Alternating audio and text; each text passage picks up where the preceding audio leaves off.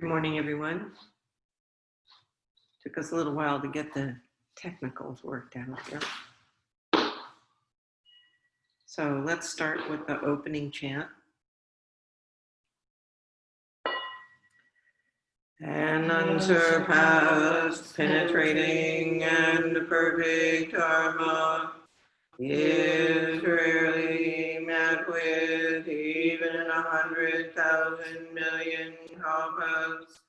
Having it to see and listen to remember and accept, I vow to taste the truth of the Tathagata's words. Can everybody hear me okay? Great, thanks.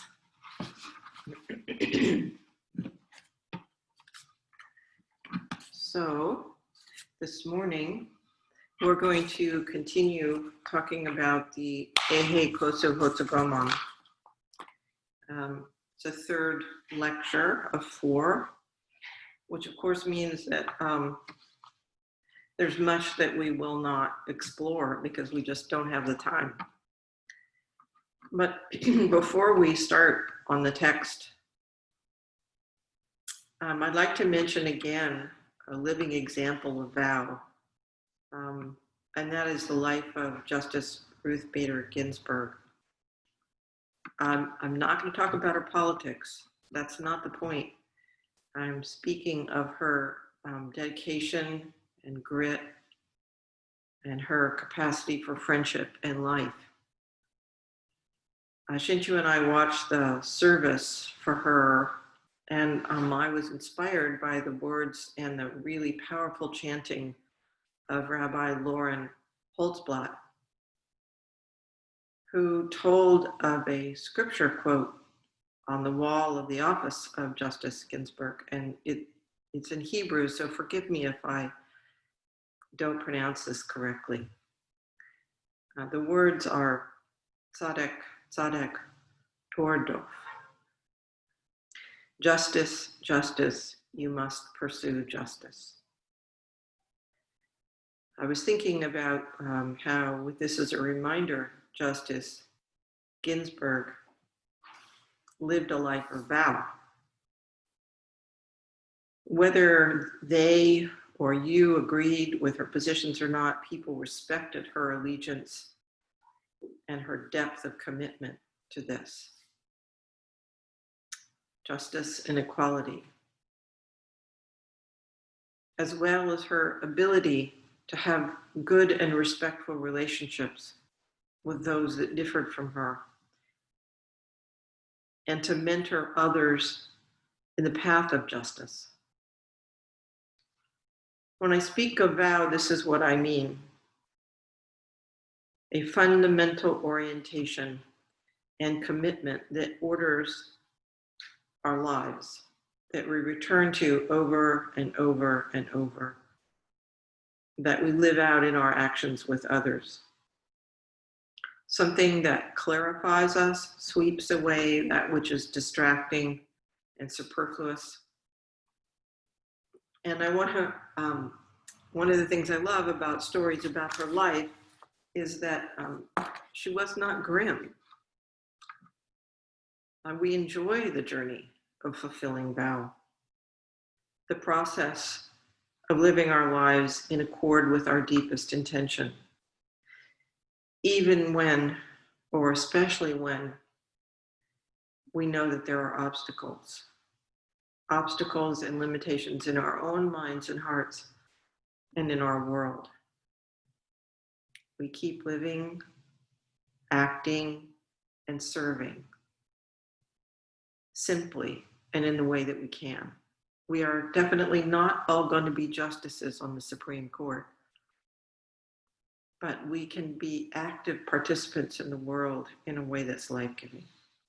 I think remembering this is important now, maybe more than ever, the stability that that gives us. So this is the section that I'm going to talk about today. I'll read it to you, and then we'll go through it. Revering Buddhas and ancestors, we are one Buddha and one ancestor. Awakening Bodhi mind, we are one Bodhi mind. Extending their compassion freely and unlimitedly to us, we are able to attain Buddhahood and let go of the attainment. Therefore, the Chan Master Lung Ya said, those who in the past lives were not enlightened will now be enlightened. In this life, save the body, which is the fruit of many lives. Before Buddhas were enlightened, they were the same as we. Enlightened people of today are exactly as those of old. Quietly explore the farthest reaches of these causes and conditions, as this is the exact transmission of a verified Buddha. So that's the section we're going to talk about today. But just to kind of set a context, so far we've talked about how vow is a path of practice that helps us clarify and stay close to what is most important to us, how we can listen for and hear the true Dharma, which is the reality of our world, how properly understood and countered, doubt can be a path of deep questioning, not a corrosive element in our lives.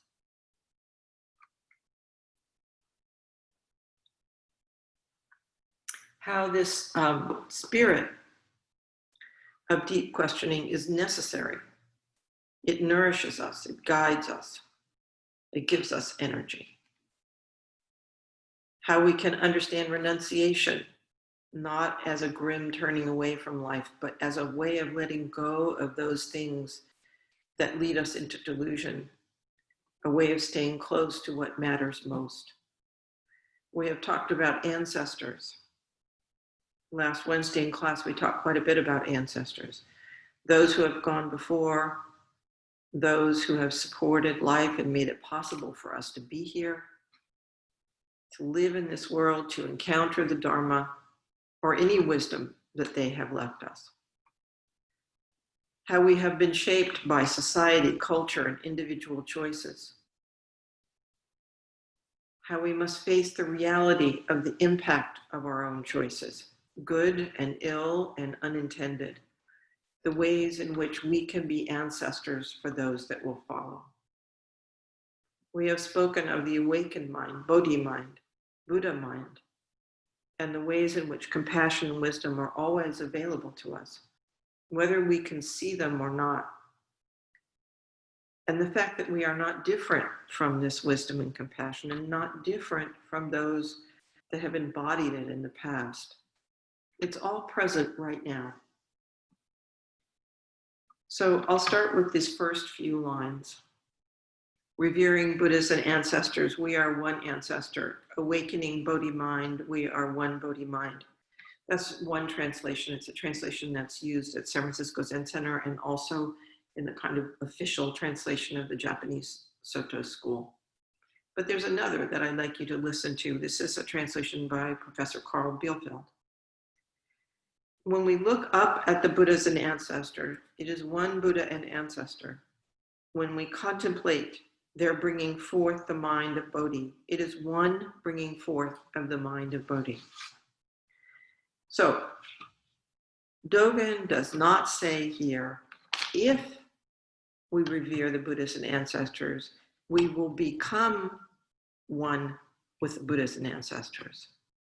He says, revering Buddhas and ancestors, we are one Buddha and ancestor. I think he is pointing here to a method by which we realize that we are one Buddha and one ancestor. He has told us already, Buddhas and ancestors of the past were as we. We, in the future, will be Buddhas and ancestors. We are not different. We are not of a different reality from Buddhas and ancestors. We are all the arising of this moment. The fact that he says this many times points to the importance this has in his teaching. It's, don't forget, don't forget, don't forget. You are not different from the Buddhas and ancestors that have gone before. I think this is encouraging in and of itself, that we remember that we are part of the stream, that we are not different from the stream of the Buddhas and ancestors. We are this reality of this moment, this interconnected, dynamic function. That's what we are.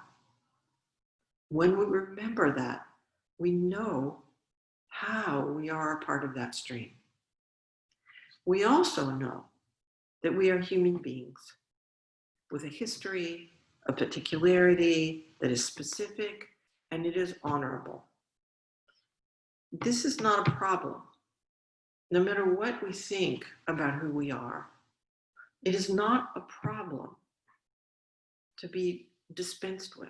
It is a fact, and it is opportunity. We live at this intersection of the particular and the vastness of reality. Realizing this frees us to the world, not from the world, to the world. It makes possible the expansion of view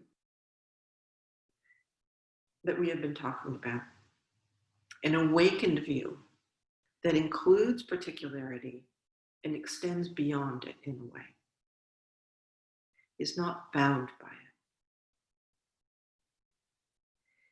When we live with deep respect for the life of this moment, in all its complexity, its vividness, its difficulties, in its particularity, in its concreteness, when we revere it, that is when we wake up to our lives.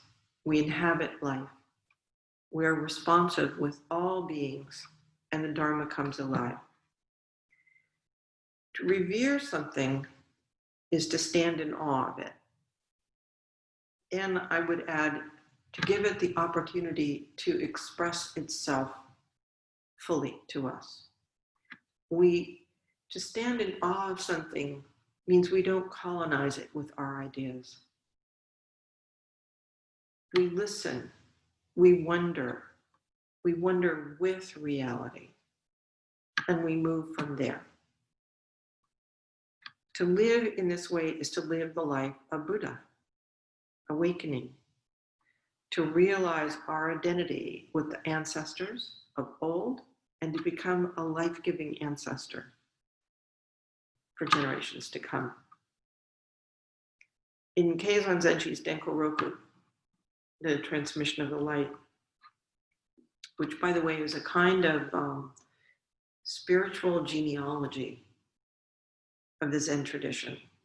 It is the stories of our Zen ancestors transmitted over the generations to inspire and guide us. Now, granted, it's only some. If you read it, you'll notice they're all men.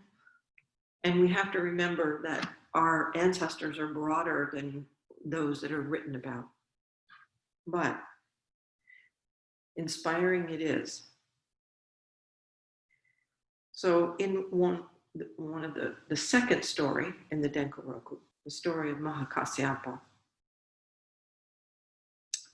it says, when we thoroughly know the Buddha, when we thoroughly know Buddha nature, when we realize the interconnected reality of this moment is who we are, simply and directly, it says, the first ancestor, Mahakasyapa, will wiggle his toes in your sandals. Means no difference, right? Mahakasyapa will wiggle his, her, their toes in our sandals. In that moment, between us and all the ancestors, there is no difference. No difference from Buddha, no difference from ancestors, no difference from awakening. This can seem foreign to us, perhaps, difficult to comprehend. How can that be? But that's only because we want to shrink reality, the reality of this teaching, down to pre-existing comprehensible categories. We like that. I say this over and over again. We like to shrink reality down to pre-existing comprehensible categories. But it doesn't cooperate with us, thank goodness. So this is a trap that we fall into over and over and over again, and that we must free ourselves from over and over and over again.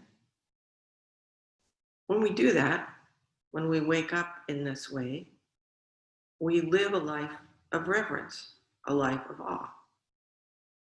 And we don't need to step outside of our ordinary lives to do it.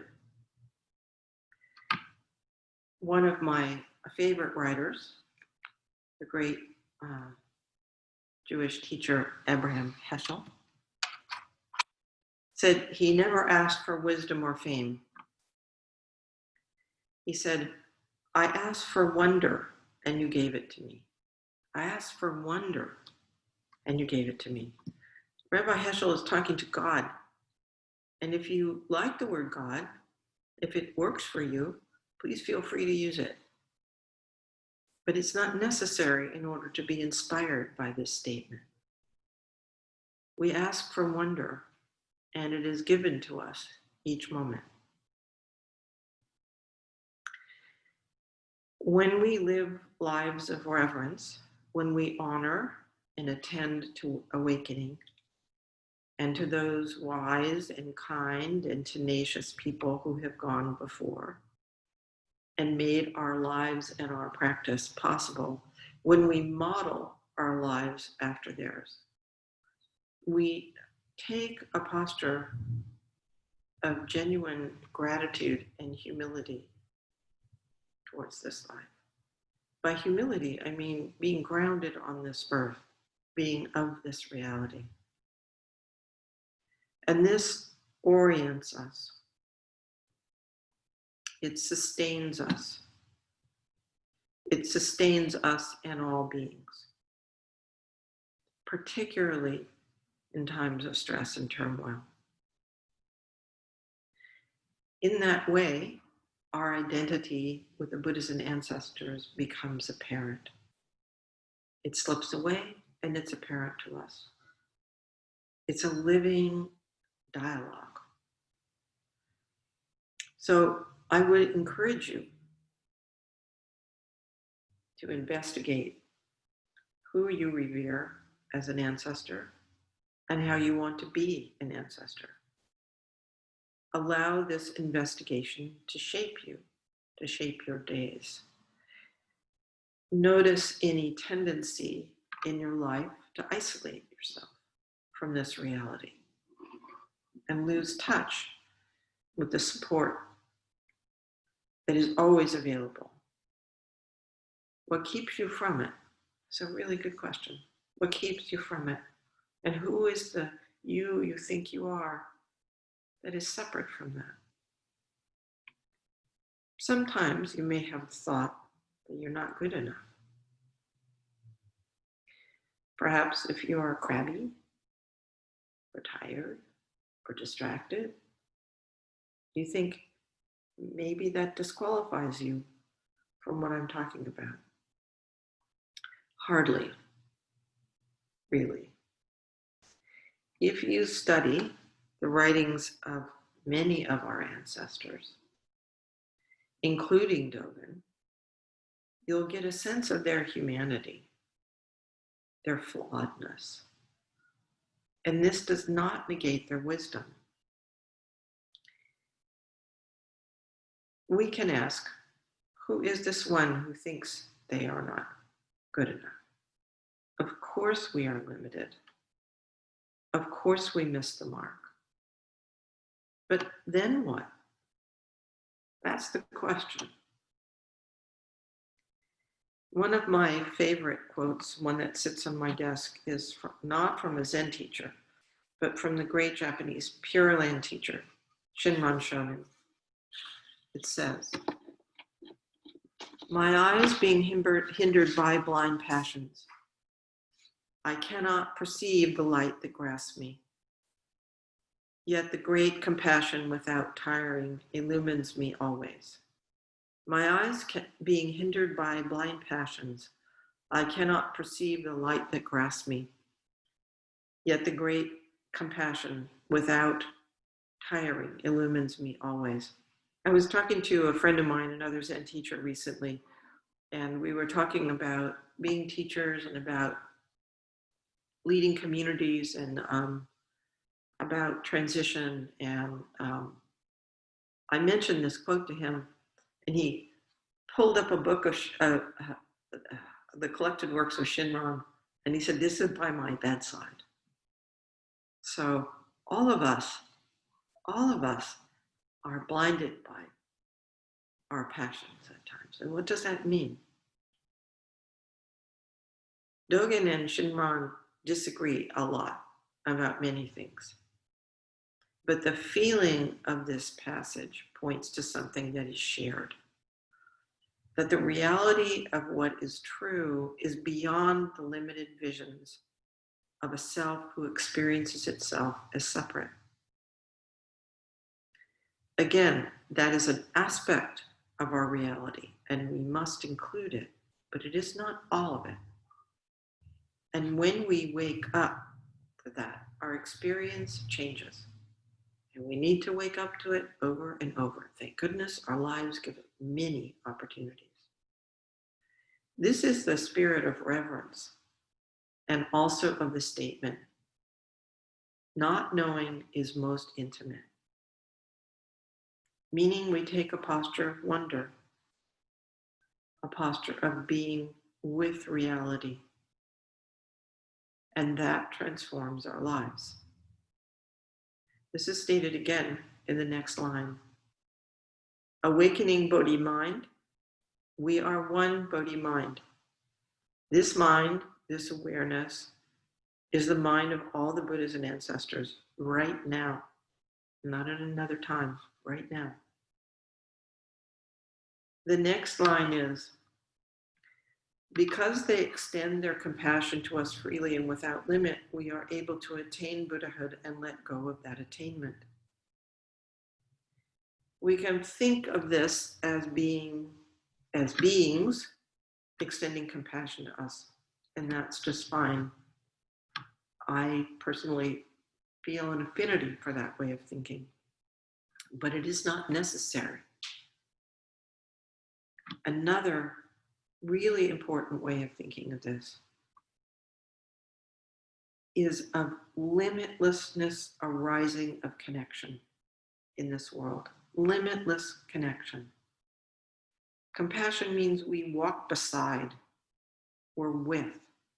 It does not mean we're above reaching down. It doesn't mean we're sunk by another's troubles. It means we join with them with strength and companionship, not alone. So we are always companioned, always with others, always swimming in compassion, freely and unlimitedly given. Just in this moment, every moment, connection, connection, connection, connection. I think when we remember this, we find some ease. And we also awaken to the true nature of our lives. We realize it in our actions. We realize it in our relationships. We have a sense of communion. This is another phrase that Dogen uses specifically in a teacher-student relationship, but I think it applies here. Kanandoko, responsive communion. We can then let go of any notions of attainment. No need to cling. No need to grip onto a fleeting experience or identity. In fact, the reality is there's nothing to be clung to except an idea we have concocted of what it was. Let me say that again. There is nothing that can be clung to except an idea we concoct of what it already was. So when we remember that, letting go is realizing awakening again.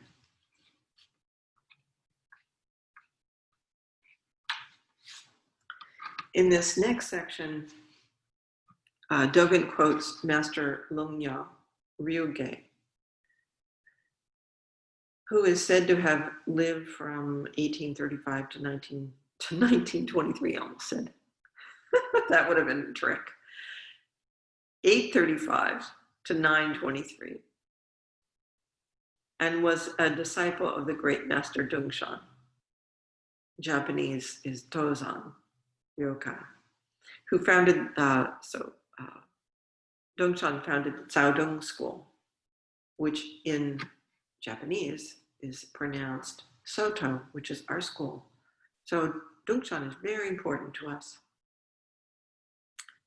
Dongshan says, those who in past lives were not enlightened will now be enlightened. In this life, save the body, which is the fruit of many lives. Before Buddhas were enlightened, they were the same as us. Enlightened people of today are exactly as those of old. So again, Dogen is emphasizing the identity of our lives and awakening with those of the past and today. And again, he collapses time and space. Those of old will be enlightened now. Everything is present in this moment.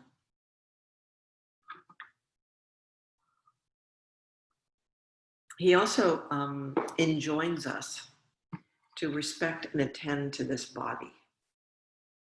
It is the fruit of many lives.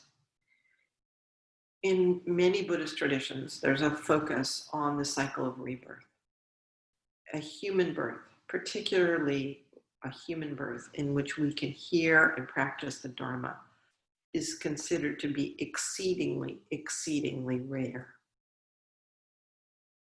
When we realize that, a natural response is gratitude and dedication.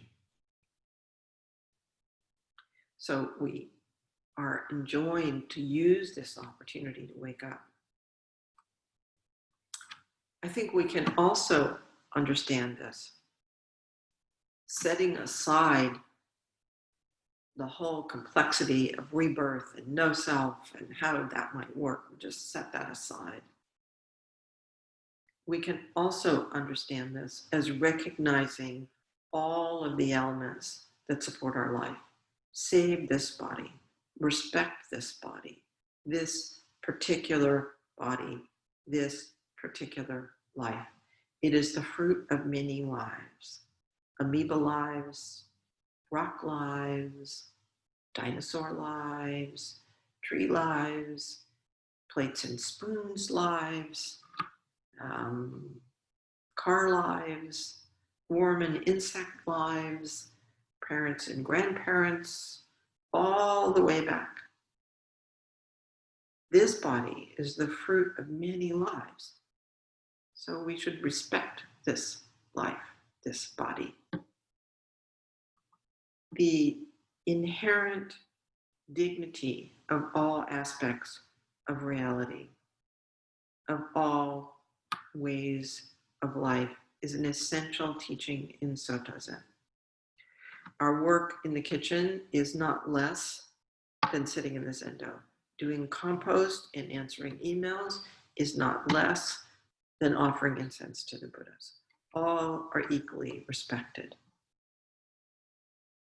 The model you will see in the lives of Zen ancestors is one of simplicity and ordinary activities. And also often those who live outside of the norm in one way or another and upend convention in a way that is surprising and liberating. even in the midst of convention, there is this sense of freedom, of vitality, of engagement, of being of this world in a very dynamic way.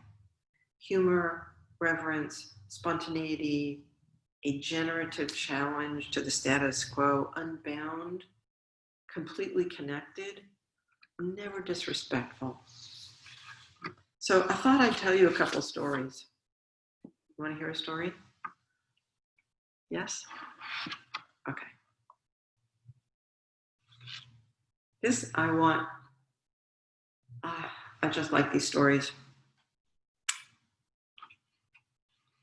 because I think they tell us something about what it means to live a life of vow. This first one is about EQ.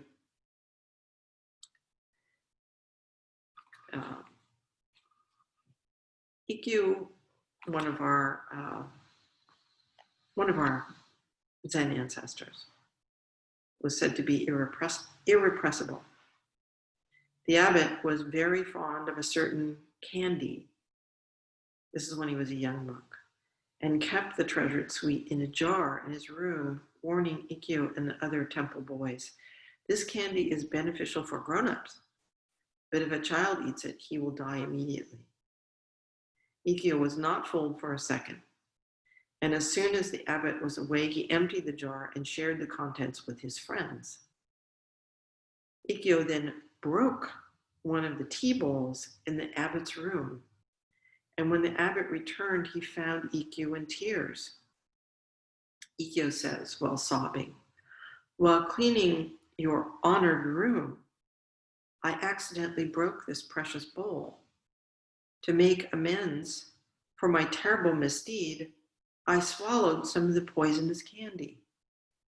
Nothing happened, so I took all of it, sure that it would finish me off, as you said it would. I didn't die, unfortunately, so please forgive me." Okay. This one is a little more, the language is a little more shocking. So let me see if I can find it. There was an old lady in Hara who heard that the great Zen master Hakuin, she heard him say in a lecture, "Your mind is the Pure Land." Okay, the Pure Land is a land in which awakening is possible. It is also understood as this land when we are awake. Your mind is the Pure Land, and your body is that of Amida Buddha. This served as her koan, and one morning she experienced Kensho, that is awakening experience, while cleaning up after breakfast. Again, notice these are simple places. It's about candy. It's about relationship. It's about cooking breakfast. So she experienced awakening while cleaning up after breakfast. She rushed over to Shoinji and announced to Hakuin, "Amida has engulfed my body. The universe radiates. How truly marvelous." "Nonsense," Hakuin retorted. "Does it shine up your asshole?" The tiny woman gave the large Hakuin a shove and shouted, "What do you know about enlightenment?" Then they both roared with laughter. I tell you these stories because I want you to understand, and I want myself to understand, to be reminded again about the lived reality of this process of living vow. It is not some kind of wet blanket that we throw over our lives. It wakes us up. It keeps us on track in a positive way. It keeps us alive in these ordinary moments of our life. We have to have this radical spirit. These are not juvenile, ego-driven hijinks. There are stories that remind us to wake up and to express this directly. We must be dedicated. We must settle into both humility and authority and live with energy and vitality. In the final line, I want to quote today from the Eihei Koso Hotsuganmon.